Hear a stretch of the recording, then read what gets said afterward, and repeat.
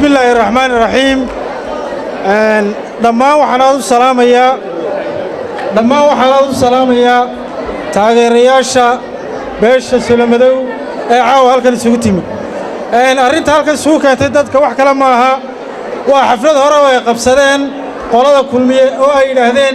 dhammaan reerku waa wada kulmiye taasi socon mayso waxaanu arrinta ugu maahmaahaynaa reerku wax bac lagu qaada ka weyn reerku wax bac lagu qaada ka weyn inta markaa soo dhaafo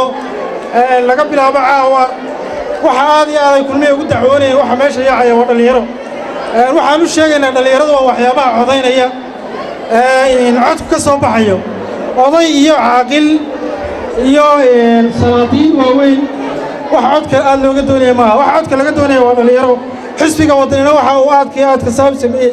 wax kale maaha waa dhalinyarada marka ballanteenu waxa weeye waa wadani iyo 13 bisha إن شاء الله تعالى. هذا السلام عليكم.